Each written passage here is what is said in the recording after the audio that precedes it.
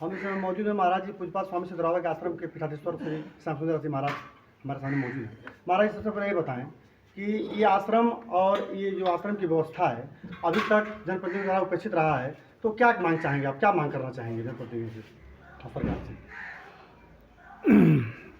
हम जनप्रतिनिधि भाइयों से यही मांग करेंगे कि ऐसे महापुरुष की पावन भूमि है जिस मिट्टी का रज लगा कर के लोग कोई राष्ट्रपति बना, कोई प्रधानमंत्री बना, कोई मुख्यमंत्री बना, जो जिस भी आकांक्षा से आया उस सबकी आकांक्षाओं की पूर्ति हुई। यद्यप करके देवराहा बाबा को बाहरी आडंबर से कोई लेना देना नहीं था, ठीक है, किंतु आज की परिप्रेक्ष्यता में कहना से समय को देखते हुए यहाँ गुरुकुल की स्थापना हो, गौशाला की स्थापना हो, भारतीय संस्कृति का प्रचार प्रसार हो, अतः जिस भूमि से पूरे विश्व में देश विदेश में सनातन धर्म के रक्षा होती थी, वह पावन भूमि आज कहना से इस प्रकार से हमारी उपेक्षा का शिकार बनी हुई है। अतः हमें जनप्रतिनिधियों से तथा वर्तमान सरकार से यही आकांक्षा करूँगा कि इस पावन भूमि का थोड़ा संगत प्रकार से विकास के संदर्भ में विचार करें, चिंतन करें। सबसे पहले अपना पद और नाम बताइए। अर्जुन मणि त्रिपाठी, सनातन धर्म एकता ट्रस्ट राष्ट्रीय अध्यक्ष हैं। अब त्रिपाठी जी एक बात बताएं हमसे जी कि सनातन धर्म एकता ट्रस्ट का जो आज बैठक हुआ है, इस बैठक में तमाम पदाधिकारी आए हुए हैं, तो इन पदाधिकारियों और तमाम संगठन के लोगों को लेकर आप पूज्यपाद स्वामी सिद्धरावा के आश्रम पर विराजमान हैं आप, तो इस आश्रम के लिए और यहाँ के जो पदाधिकारी हैं इनका क्या कार्य आपने आज सौंपा है, इनको लिए क्या बताया व्यवस्था? सबसे पहले तो यह है कि सनातन धर्म का मूल जड़ हमारे क्षेत्र के, हमारे ज़िले का यह आश्रम ही है। यहाँ से पूज्यपाद ब्रह्मश्री देवराहा बाबा के द्वारा ही पूरे विश्व में अधिक से अधिक प्रचार सनातन धर्म का किया गया। तो यहाँ अधिक से अधिक सरकार का भी ध्यान होना चाहिए और हमारी मांग हमेशा यह रहेगी कि सरकार इस स्थान को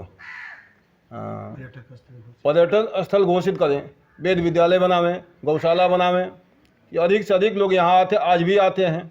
अगर मेरी मांग पूरी नहीं होती है तो इसके लिए अब सरकार से क्या बोला गया, क्या फैसला किया? ये फैसला जो हमारे सनातन धर्म एकता ट्रस्ट की जो मीटिंग हुई थी आज बैठी है, इसके पहले भी हम लोगों ने कई मीटिंग कर चुके इसी विषय को लेकर के। आज की मीटिंग की अध्यक्षता हमारे इस देवराहा बाबा के आश्रम के अध्यक्ष श्याम सुंदर दास जी महाराज के नेतृत्व में हुआ है। हम इस देवराहा बाबा के आश्रम को एक पर्यटक स्थल के रूप में देखना चाहते हैं और यह सरकार से इस पर मांग करने की विचार हम लोगों ने बनाया है कि सरकार से हम मांग करेंगे कि इसको जितना जल्द हो सके पर्यटक स्थल घोषित किया जाए और साथ ही यहाँ पर हमारे सनातन संस्कृति को जिंदा रखने के लिए, सनातन संस्कृति को आगे बढ़ाने के लिए यहाँ एक वेद विद्यालय हो जहाँ पर बच्चों को जो शिक्षा दिया जा सके और वो पढ़ सकें। दूसरी बात है कि हम जब भी कहीं बाहर निकलते हैं और हमसे अगर पूछा जाता है कि आप किस जगह के हैं, तो हम गर्व से शान से यही कहते हैं कि हम देवराहा बाबा के आश्रम से हैं। देवराहा बाबा का नाम सभी जगहों पे है, तो इस जगह को हम सरकार से यही मांग करेंगे कि जल्द से जल्द जितना जल्दी हो सके इसे पर्यटक स्थल बनाने की कोशिश करें और हमारे मांग को पूरी करें। अगर ऐसा नहीं होता है तो हम सभी मिल करके और भी अमरण अनशन पर बैठेंगे।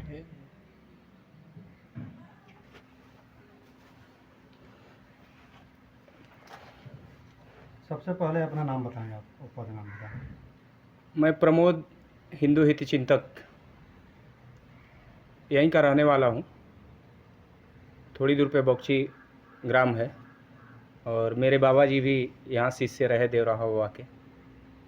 आप इस जो आज की जो मीटिंग रखी गई है, इस मीटिंग का उद्देश्य क्या है और कहाँ तक ये आपको ले जाने का उद्देश्य है इस व्यवस्था को बढ़ाने के लिए? इसे आपने बहुत अच्छा प्रश्न किया है, जो बैठक रखी गई और इसका उद्देश्य क्या था। तो हम सभी के बीच में, हम सभी सनातन में विश्वास करने वाले लोग हैं और सनातन कहीं से कमज़ोर न पड़े, सनातन का विस्तार हो।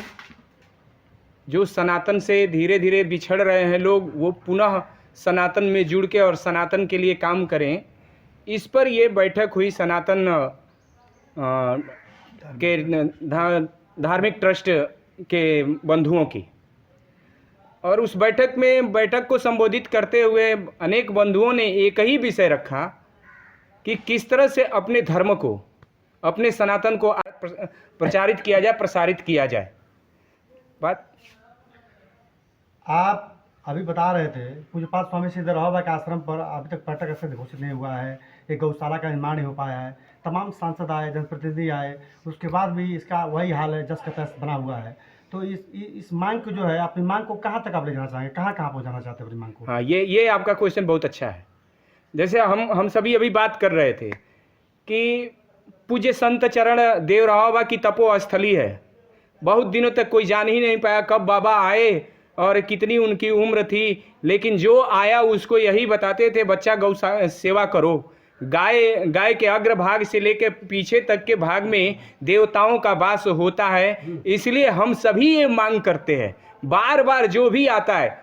दुर्भाग्य ये रहा कि 2014 से पहले जो लोग भी आए उनकी नज़र यहाँ नहीं रही, इस धर्म स्थली को, इस तपो स्थली पे विशेष उनका ध्यान नहीं रहा। लेकिन 2014 के बाद कुछ लोगों ने अपने धन का छोटा सा अंश देना शुरू किया और मुझे पूरा विश्वास है कि 17-18 में जब नरेंद्र भाई मोदी जी आए थे यहाँ रुद्रपुर के क्षेत्र में, तो उन्होंने कुछ धन यहाँ के लिए आवंटित कराया था और उसी धन से आज यहाँ की सुंदरता दिख रही है। लेकिन इतना ही मात्र से हम क्षेत्रवासी प्रसन्न नहीं हैं, हम सनातनवासी प्रसन्न नहीं हैं। इसलिए कि देवराव बाबा कभी अशोक जी सिंगल को ये आशीर्वाद दिए थे कि जाओ बच्चा, गांव-गांव में धर्म का प्रचार करो, अयोध्या की धरती पे राम का मंदिर बनेगा। देवराव बाबा इंदिरा गांधी को इसी स्थान से आशीर्वाद दिए थे कि ये हाथ ले जाओ, यही तुम्हारा चुनाव चिन्ह बनेगा और कांग्रेस सत्ता में आएगी। कांग्रेस भी सत्ता में आई